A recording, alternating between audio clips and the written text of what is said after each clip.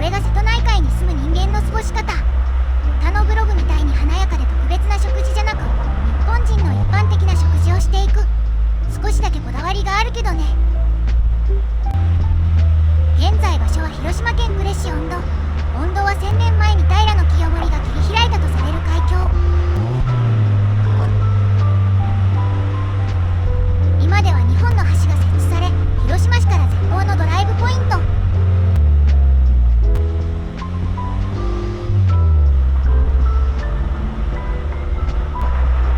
フェリーが見えるかな？あれは広島と愛媛を結ぶフェリー。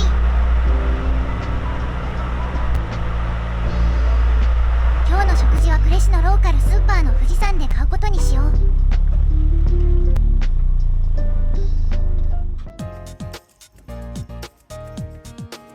何にしようかな。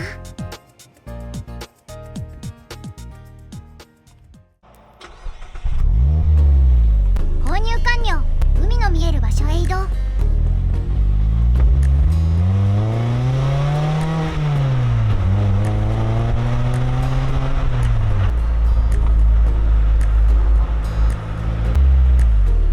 せっかくのいい天気なので海岸線を走ってみよう。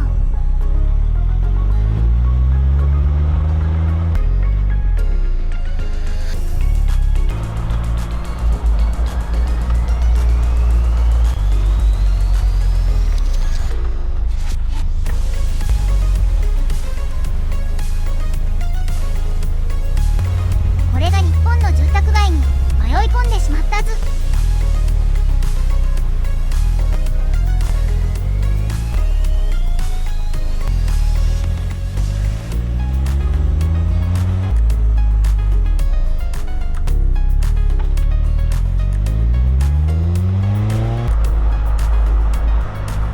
瀬戸内海沿いには多くの浜辺が整備されている。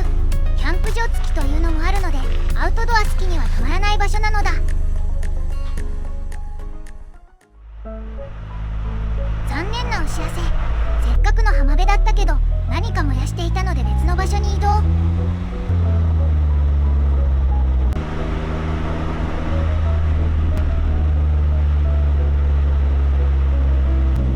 この浜辺にしよう。人もいないし、眺めも良いし。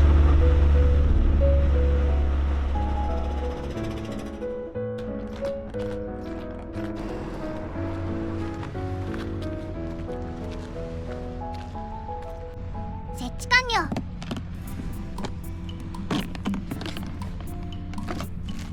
本日のランチでございます。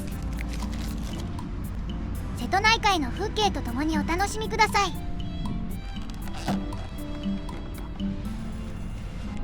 本日はおそば。暑くなってくるとこれに限るね。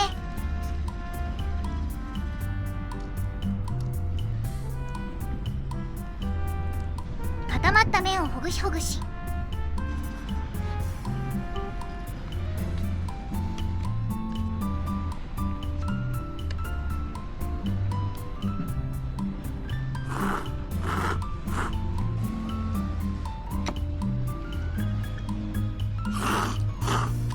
そばをすするのは鼻の奥にそばの香りが一気に突き抜けて香りを楽しむため。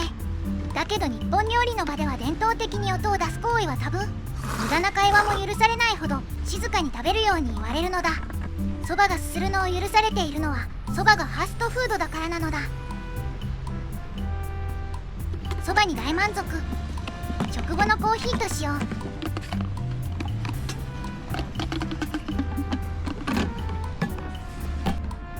今日はフレンチプレス。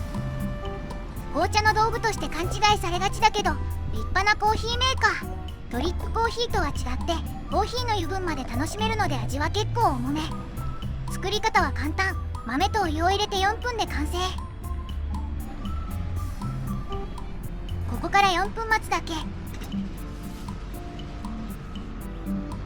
この光景ならゆっくり待てるね。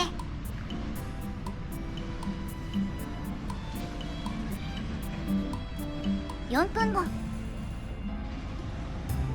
ゆっくり押して粉をこす。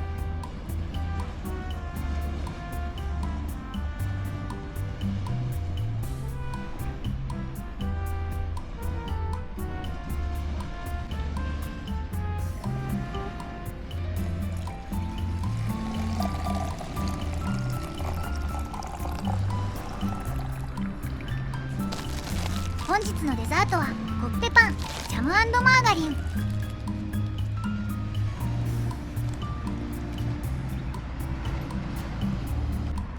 たまには菓子パンもいいね。フレンチプレスのコーヒーの油が意外とマーガリンとよく合う。フレンチプレスはどうしても細かな粉がコーヒーに入るけど、これが苦味のアクセントとなるのだ。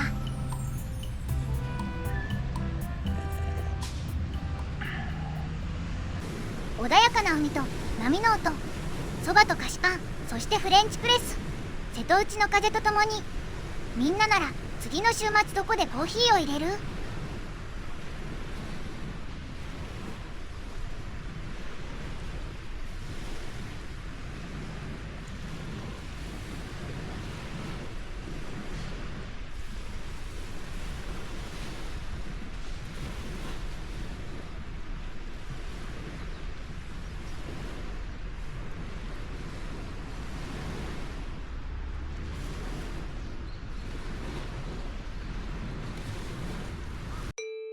今回の動画は楽しんでもらえたかな？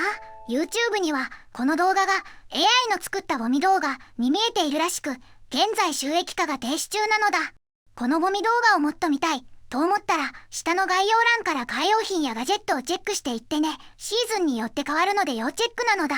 みんなのお買い物やチャンネル登録、コメント、高評価が次の動画を作る力になるのだ。なのでこれからも応援よろしくお願いします。